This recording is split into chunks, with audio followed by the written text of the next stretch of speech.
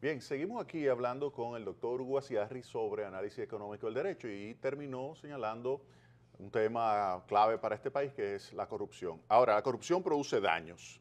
¿Cómo yo cuantifico el daño de, por ejemplo, la corrupción, pero también cualquier otro daño? Tú eres un experto en daños. O sea, una de las, y debo decirlo, una de las personas que más sabe de daño en el mundo entero es esta persona que está acá, el doctor Hugo Aciarri. Entonces vamos a aprovecharlo y vamos a sacar la información sobre cómo se cuantifican los daños.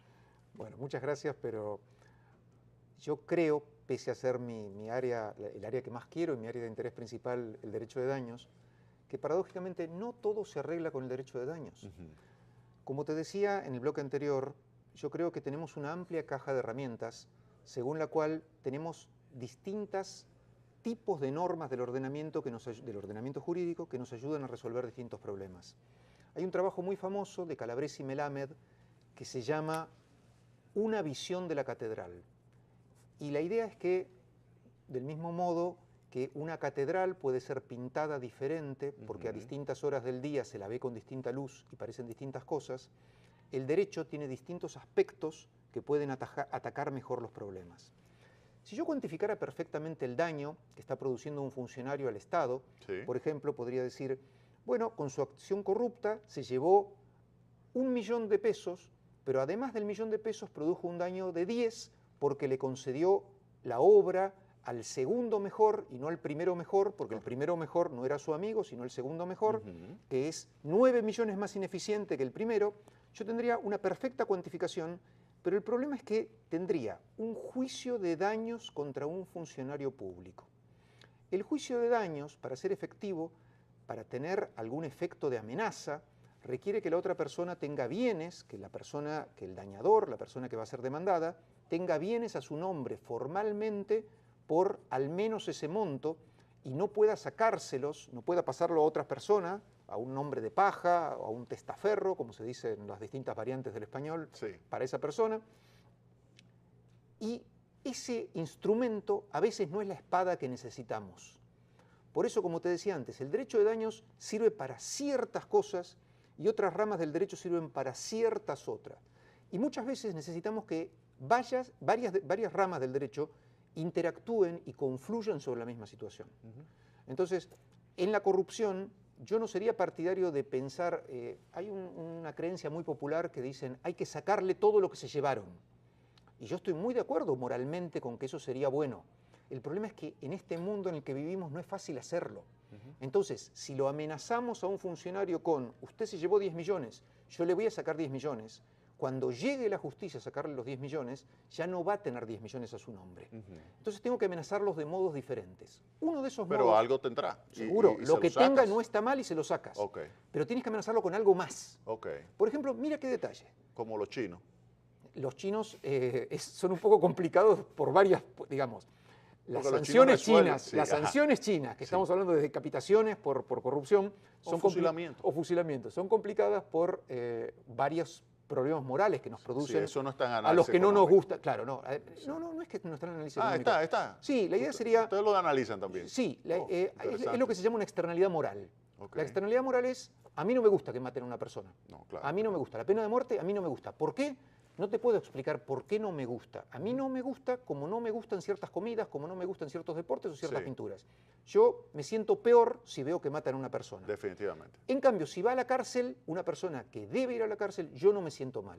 Entonces, eso también es parte del bienestar. Pero lo que puedes hacer con la corrupción es varias cosas a la vez. Por supuesto que tienes que cuantificar el daño y amenazarlo con eso. Pero además, mira qué detalles que parecen secundarios. Por ejemplo, ¿cuándo tiene que empezar la prescripción de la acción? Quiero decir, ¿hasta cuándo le puedo hacer juicio a un funcionario que estuvo en el gobierno? Imaginémonos que un funcionario tiene un mandato de 5 años con una reelección de otros 5, son 10. Si la prescripción de la acción penal es 8 y produce el acto de corrupción el primer día de su mandato, cuando termina su mandato no voy a poder hacer un juicio contra él, un juicio penal. Y mientras estuvo en el poder, tuvo mucho poder. Entonces, un detalle que hace la amenaza más creíble contra el funcionario es que la prescripción sea larga o que empiece a correr después que deja su cargo. Ok. Entonces, Más razonable. más razonable. Claro. Un conjunto de pequeñas medidas razonables es más efectivo que pensar en una idea iluminada que va a acabar con todos los problemas. Vamos al tema de la cuantificación. Vamos a ¿Cómo no? suponer lo Vamos. siguiente, mira. Vamos a suponer que hay un hecho, un evento, que iba a producir un determinado daño. O sea, el daño era potencial. Si el evento se hubiese registrado completo, porque se detuvo, iba a generar X daño. Ahora, como se detuvo, lo que registró fue un daño más pequeñito, o quizás prácticamente ningún daño, pero iba a ser un daño. Una corte, ¿cómo debería sancionar a la persona culpable de producir ese eventual daño que finalmente no ocurrió o que ocurrió muy pequeñito? Es interesantísimo. El caso es, por ejemplo, imagínate que hay un pueblo sometido a emanaciones atómicas de una central atómica y alguna de esas personas fallece por consecuencias de cánceres o por alguna otra enfermedad derivada de eso, y otras personas no, y tienen la vida, tienen una expectativa de vida estándar, o mejor dicho, viven una cantidad de años estándar con la expectativa de vida. O un caso que es real, hubo unas prótesis francesas, prótesis de mamas para implantes femeninos, que se sabe que son de una facción subestándar. Tenían una silicona industrial y tenían una cubierta más delgada que la que tenían que tener. ¿Qué pasa con la mujer que tiene implantada una prótesis de esa marca y de esas partidas y que todavía no tuvo daño? Decide quitársela. ¿Puede hacer juicio contra su médico por el daño potencial que hubiera tenido o debió quedarse con la prótesis puesta A esperar el daño. y esperar el daño y luego solo reclamar? Exacto. Bueno, esto es interesantísimo y es uno de los temas de frontera de los que estamos hablando, no es de los iniciales. Y hay dos aspectos interesantes para analizar en estos casos. Uno de esos es nuevamente la interacción, en este caso entre el derecho penal y el derecho de daños. Porque hay veces que hay delitos que son de mera actividad, que no requiere que tengan un daño. Entonces, esta persona no pagaría dinero a las personas que no sufrieron daños, pero iría preso por haber generado un delito de pura actividad. Ese sería una. Otro de los aspectos interesantes es lo que se llaman las acciones de prevención. O sea, pero iría preso. Iría preso. O sea, sí, esa es una de las posibilidades. Es decir, ¿cómo regulamos este tema? O sea, va preso, no se pero no registró. paga, porque no hubo daño. Exactamente. Es la persona que realizó una actividad de peligro, pero no dañó a nadie. Perfecto. Esa es una variante. La otra variante es decir, conjunta o separadamente agregamos lo que se llaman acciones de specific deterrence o decimos en castellano de prevención específica. Además de esperar que la persona produzca el daño o esperar que avance la actividad, tenemos una acción para parar esa actividad, no para que la persona cese por casualidad o porque se aburrió o porque ya ganó mucho, sino que cuando vemos que la acción es peligrosa, podemos frenar esa actividad. Y eso se está utilizando en eventos que pueden ser dañosos para el medio ambiente. Pero ahí tú lo estás percibiendo que es dañoso. Claro. O tú estás con un instrumento que te permite detener. Exacto. Pero puede darse el caso puede darse que tú no. ni lo percibas ni lo puedas detener. Efectivamente, puede ser que no, pero puede ser que sí. Por eso te digo que es una batería. Entonces, imagínate los daños ambientales. Tú ves una actividad que puede ser potencialmente dañosa al ambiente. Cuando ves que esa actividad puede ser dañosa al ambiente, en el derecho de daños tradicional se decía no hay nada que hacer, no hay daño. Hay que esperar que se produzca la explosión, vuele la ciudad y después reclame los daños. Eso era en el siglo XIX. Eso era en el siglo XX. Eso era en el siglo XX en muchos países. En muchos países. Todavía hoy es así. No me digas. Sí, pero no es como tan que eso sencillo. va en contra como de la Eso va en contra de la intuición. Exactamente. Pero que es el análisis económico del derecho. Exactamente. Porque el análisis económico del derecho es intuición entrenada y sistemática. Es intuición. Totalmente de acuerdo. Pero lo que tiene de interesante es que el derecho a veces evoluciona más lento que el conocimiento humano, porque hay que juntar muchos factores para modificar las leyes. Un dato alentador, por ejemplo, en Argentina se modificó el Código Civil y va a empezar a regir el 1 de agosto de este año.